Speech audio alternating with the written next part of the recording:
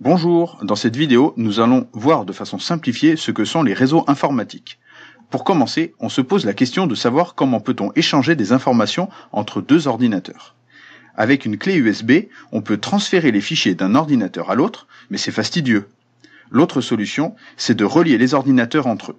On a vu dans une autre vidéo qu'il fallait des cartes réseau placées à l'intérieur des ordinateurs et que l'information peut voyager par les câbles réseau, par la Wi-Fi, par la fibre optique, etc. Dans tous les cas, si les ordinateurs sont reliés, on a ce que l'on appelle un réseau informatique. Bon, là c'est bien beau, mais on n'a que 2 prises réseau. Mais comment fait-on pour relier plus de 3 ordinateurs? Eh bien la solution, c'est d'utiliser un commutateur, une sorte de prise multiple réseau. On va pouvoir brancher 1, 2, 3, 10 ordinateurs, et même une imprimante réseau, ou encore un serveur informatique. Très pratique, car les données qu'il contient seront accessibles par tous les ordinateurs du réseau. On peut également connecter un point d'accès Wi-Fi qui permettra de relier des portables, tablettes, smartphones en Wi-Fi. Le réseau que l'on a ici s'appelle un réseau local. En anglais, on dit LAN, Local Area Network. C'est ce genre de réseau que l'on trouve dans les entreprises ou dans un établissement scolaire.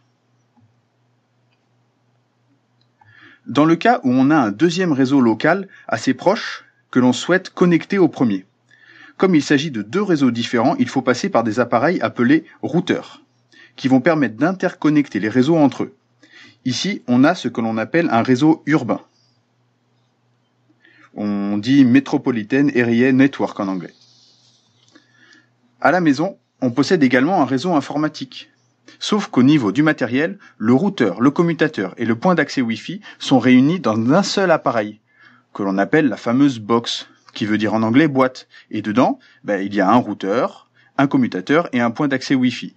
On peut y connecter un ordinateur fixe avec un cordon réseau ou des équipements sans fil avec la Wi-Fi. On a ici ce qu'on appelle un réseau domestique, mais ça reste un réseau local, comme celui du genre de celui qui était à gauche. Alors, pour la 3G, la 4G, bientôt la 5G. Comme toujours, on a des routeurs, et de façon très simplifiée, on a des transmetteurs reliés aux antennes relais qui permettent de connecter les smartphones. Bien entendu, on a le réseau téléphonique qui est également connecté pour pouvoir appeler, mais là c'est un réseau à part. Donc cet ensemble, c'est ce que l'on appelle le réseau mobile. Et alors Internet dans tout ça, qu'est-ce que c'est? Eh bien, les réseaux comme ceux-là, il en existe des millions sur Terre. Il n'y a qu'à ajouter celui du voisin, par exemple, auquel il faut ajouter les réseaux des très nombreux sites web, comme par exemple Wikipédia, Google, etc. Et pour relier tous ces réseaux entre eux, il y a répartis sur la planète de très nombreux routeurs. Vous vous souvenez? Les mêmes que ceux que l'on trouve dans chaque réseau local. Et tous ces routeurs et ces réseaux sont interconnectés entre eux.